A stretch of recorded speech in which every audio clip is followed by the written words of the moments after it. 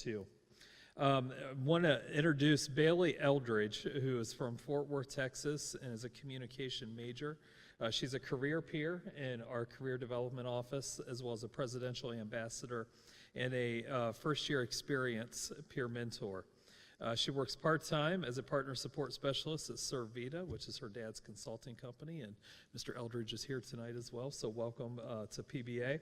And I think much of what has been talked about, especially in the last two talks with Lecrae and Ross and Kirsten, I think it really summarizes Bailey's talk on civility. And can't we all just get along? So Bailey, come on up. Let's welcome Bailey to the stage.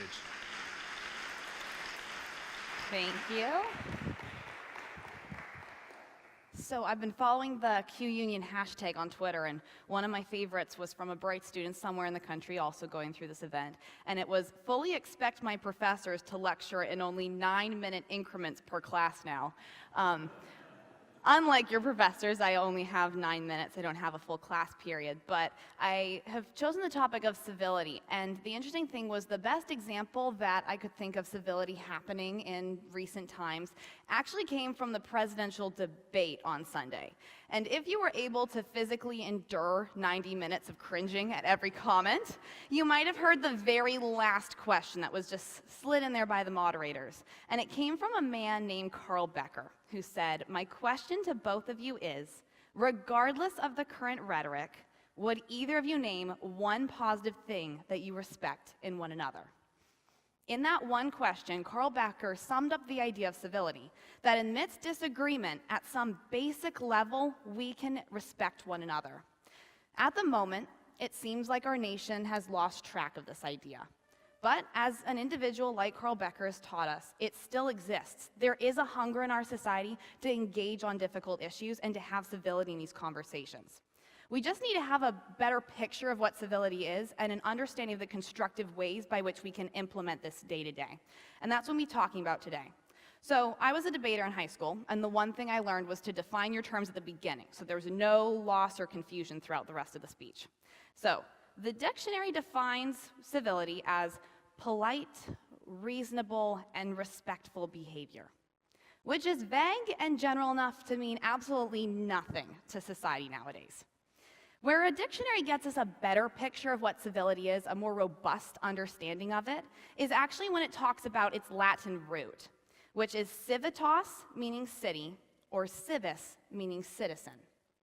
The very essence of civility is tied to participating in our nation, in our city. For the ancient Greeks, their city, these areas of participation, was called the Stoa. It was an open area marketplace where men would come together, discuss religion, politics, anything of public value. The Romans had a similar concept with the Forum. And today, it exists in the form of the conversations we have on social networks and even on college campuses like the one that we're situated on right now. But our society, unfortunately, has misunderstood the idea of civility, and it's traded it in for this idea of tolerance. Specifically on college campuses, this crops up in the idea of safe spaces. Now, a Gallup poll from March shows that college students are reacting to these areas and this conversation in an interesting way. 54% of US college students say that campus climate prevents some people from saying what they believe because others might find it offensive. We've lost the idea of civility. See, where we have the idea of civility and the differences between tolerance comes to the fact that you have your opinion and I have mine, and there's a divide in between us, which, for the illustration, is the stairs. Now, the way by which tolerance and these ideas of safe spaces tries to figure out this difference is just by saying, I'm going to try not to offend you. Keep a distance, surround myself in a safe space that I have my own opinion, I have like-minded people around me, and I don't have to argue or feel I'm in a defensive mode. But as college students have figured out, that doesn't work. It's not going to help us engage in the conversations. It's not going to bring about unity. It's not going to be able to allow us to share our ideas and different experiences, which is where civility bridges that gap. Civility serves as a bridge by which we can go and engage in people on their own conversations, on their ideas. We can still hold ours, and we can engage with other people.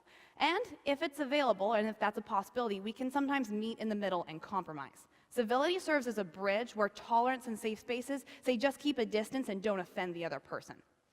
So now we've got an understanding of what civility is, how do we bring that about?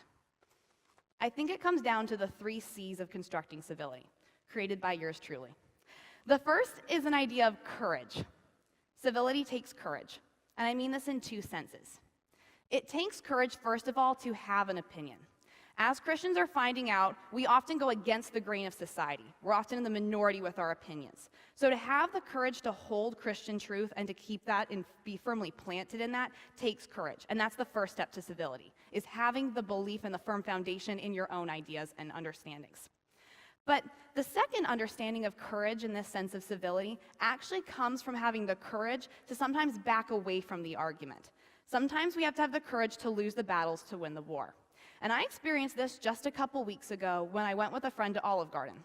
We were talking about dating relationships in college, and somehow that turned into a conversation on the merits of marriage. And did it matter there was a piece of paper that binded 2 individuals together? And after about 30 minutes of going through the topic multiple times, I rather eloquently was just ending up saying, it's a very important piece of paper. Well, at that point, I had a decision. I could keep arguing and just being dogmatic about it, or I could say that it was time for me to rethink and re-examine and come back with better arguments. And I think as Christians, it's important to have the courage to sometimes admit that we don't have the complete answer. We haven't completely thought through our own position. We haven't understood another person's experience. And that's okay. It takes courage to take those moments to step back, but it's very important in keeping that bridge connecting us. Which actually brings me to the second C of constructing civility, consideration. I did debate for 6 years in middle school and high school, and the thing I had to do over and over and over again in that experience was argue for positions that I didn't personally hold outside of that resolution, outside of that round. And as Kirsten touched on in her talk with Ross and Gabe, was that it's important to see the other side in building our own and making it stronger. So many times, I think, people have positions that they've taken politically or even personally that comes from something more than just understanding the basic policies of it. Sometimes it comes from personal experience, personal hurts for the decisions that they've made in their lifestyle choices. And oftentimes as Christians, we want to go ahead and engage on these surface level political positions instead of digging deeper and considering the other person and how their positions were formed. We get on Facebook, we're arguing against it, and we don't realize the hurts, the experiences, the positions that have come about because of something deeper. And as Christians, that's unfortunate. We have an ability to speak truth and life into these situations. But we're just scratching the surface. We don't take time to speak truth and life into deeper personal opinions. So it takes consideration to have civility. The third C that I'd like to talk about is conversation. And this is especially important. We had a student panel just a month ago that talked about racism across the nation and on campus. And one thing that came up across about the 6 or 7 students that discussed it was social media often is a place where instead of having active engagement in debates, we have these angry yelling matches back and forth in all caps. And the problem with that is that as important as it is to engage on all levels as Christians in society, which includes social networks, we often forget to have those physical face-to-face conversations. Civility requires a public, present conversation. Because oftentimes what you'd so easily type out over Facebook or Twitter or respond to somebody, you wouldn't be able to say it to their face. Because standing in front of you would be a person who has emotions, who has their own beliefs, who has their own experiences. And that empathy is something we need to be building, and that can only happen in person, in conversation. That's why the Greeks and the Romans had these conversations face-to-face in a marketplace. It wasn't left to just sending letters back and forth, although that is important as we learn in our history classes. So, when we're looking at the idea of civility, it really does come down to that one question Carl Becker asked.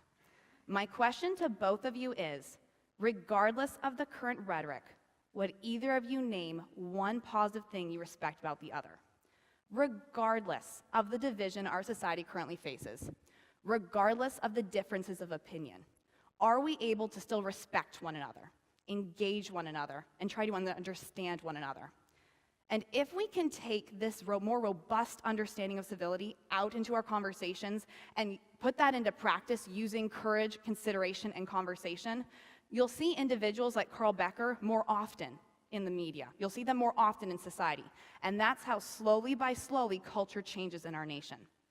So I'd like to ask you to please be civil.